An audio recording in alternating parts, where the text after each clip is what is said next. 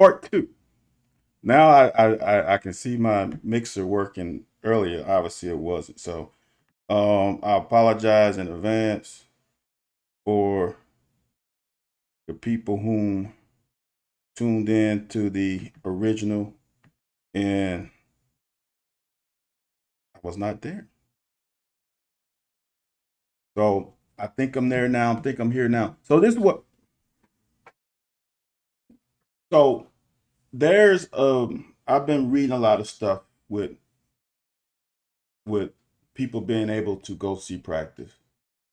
And as a guy who has been on both sides of the spectrum, as a guy who was a in college after my freshman year, spring football was for me a way to well, I say after my freshman year spring, because I was going to my sophomore year. My first spring practice was the most important spring practice of my career. Then after that, it was more of me just staying in the groove, maybe trying some things new, trying some different techniques to see if they work. Um, pushing the pushing the boundaries on my technique of that's how I really got to playing from 9 yards and being effective with it. Switching up things, seeing if it affected our wide receivers, all that good stuff. So when I got to be for my sophomore junior year, spring football, even fall camp,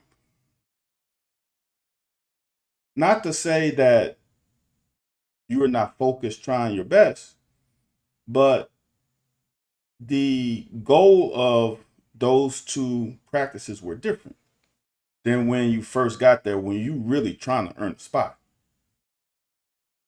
Then when I got to the NFL and my rookie year, I played my ass off in fall camp to be able to make a team.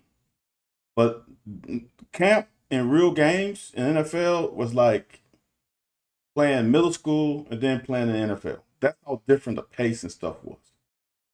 So why I'm saying that is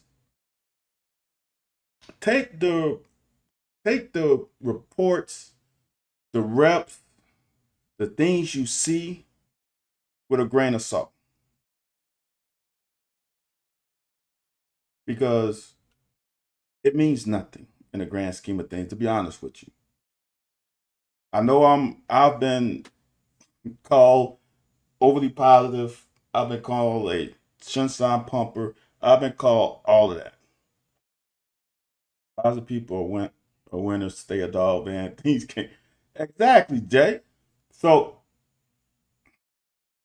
but I'm just gonna tell you now that this is you can't sunshine pump fall camp because we don't know what the defense was playing.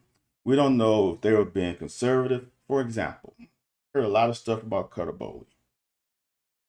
I like Cutter Bowley, but don't take his reps against twos compared to Zach's rep with ones with the same lens because you don't know if twos are running a simplistic scheme on defense because they still trying to learn. You don't know if they're trying to figure out personnel. Same thing with offense. The defense can always be ahead of the offense in fall camp. Don't take it that certain things are not working with the offense right now because the defense is killing them because there's more thinking on offense and on defense than on defense. Especially for me, when you have veterans in the secondary, it makes things a little bit easier because the front is all about being aggressive, reacting. The linebackers and secondary are more the thinkers on the defense. Coaches out there running drills and shit while folks on social media talk about why we think. You don't know what Jay said is accurate. You just don't know. There are certain situations where a defensive coach will know the script of the offense and call defenses that he know is we can't win against. Or that's the worst call for that play. as offensive coaches, do the same thing. Play the best defense against this. So if we can do well against the best defense against this play, then when we get in the game and they don't run that same scheme and we can, if we can win against that perfect scheme, we can win against any scheme. So don't do that. When I was with the Bears my rookie year, I was a third teamer. Third teamers are really the same guys I played in college. So I had an unbelievable preseason. But when I got to play with the ones, totally different. So take all of the reporting. The reporting is not false. Like don't get that twisted. Don't say, well, people are saying this. No. What you seeing is accurate. You seeing guys have great days and bad days, whatever. All I'm saying is don't take that as the gospel because you don't know what was the goal of practice. You just don't know it unless you're in the coach's office. The players don't even know it. The only people who know it are the coaches. That's why you'll see a day where the offense is struggling for the people who are watching practice, but the coaches are not pissed off because they are trying things. Maybe trying things against a scheme or a front that's hard to block. You never know. There are also drills during the practice, which is skewed more towards the defensive side. And there's offensive, and there's drills that skewed more towards the offensive side. If you watch one-on-ones, I'm gonna speak solely from the DBs because I know without a shadow of a doubt, when you run one-on-ones, secondary against the offense, the receiver should win every fucking rep. If you win a rep as a defensive back in one-on-ones, you had a elite rep. I guess it'll probably be similar to if an O-lineman has a rep against a defensive lineman. If the O-lineman blocks a defensive lineman in one-on-one, it's an outstanding rep. The defensive line would never have that situation in the game. Offensive line would never be left alone like that in a offensive game ever. So one-on-ones are a little skewed. Even 7-on-7, if the safeties come down and they really a part of the game, it's a defensive drill because you got people who are going to be unblocked because you don't have receivers cracking or whatever, stalk block, whatever. If you have a safety there and he comes down, he really puts his head in there when he's not supposed to. So take all of this stuff with a grain of salt. I know we are itching for football. I know. But some stuff,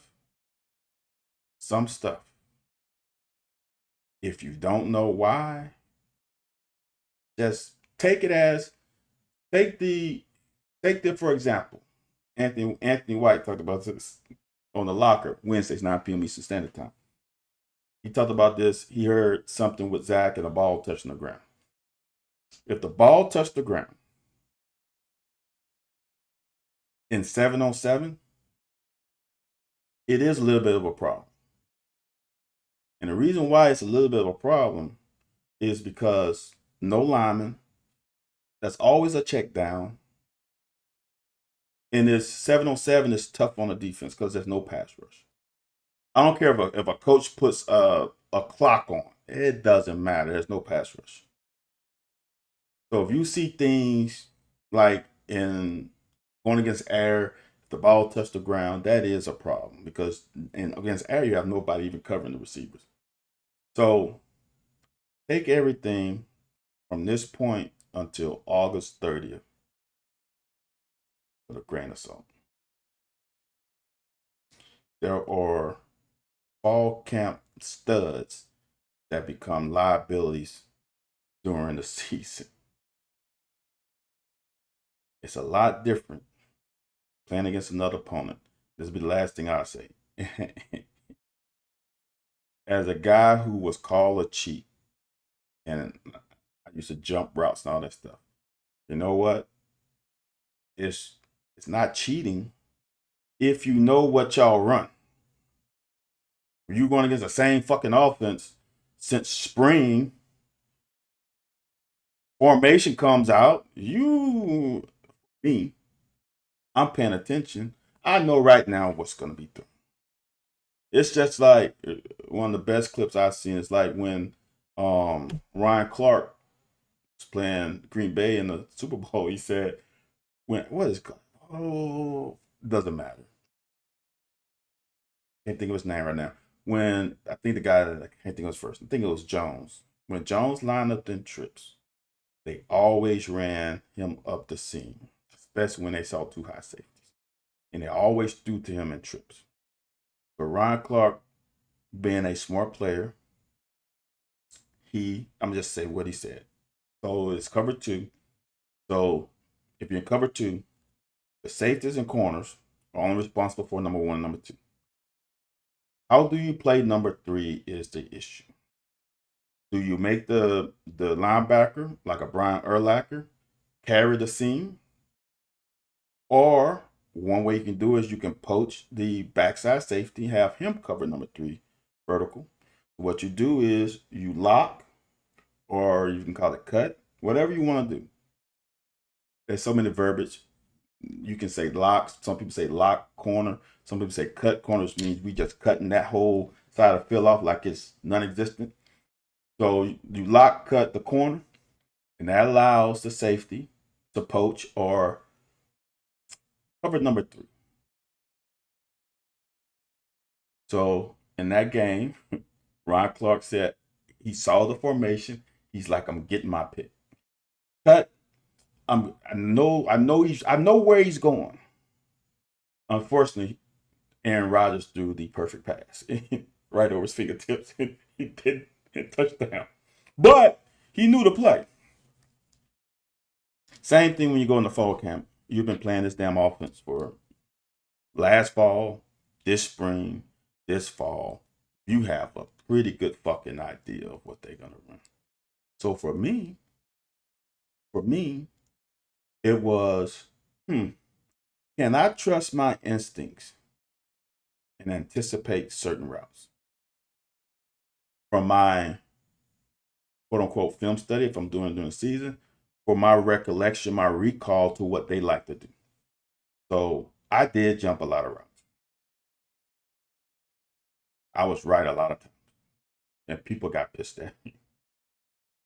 Man, you're sitting on routes. Well, damn, I know you're going to run a fucking 8-yard curl. Why would I be fucking backpedaling if I know you're going to run 8-yard curl? And if you don't, I can jam you because we're in college at 10 yards and we can play football. So take fall camp with a grain of salt. The best thing that can happen in fall camp is to come out of fall camp with no injuries. Get your work in and stay healthy. That's my PSA.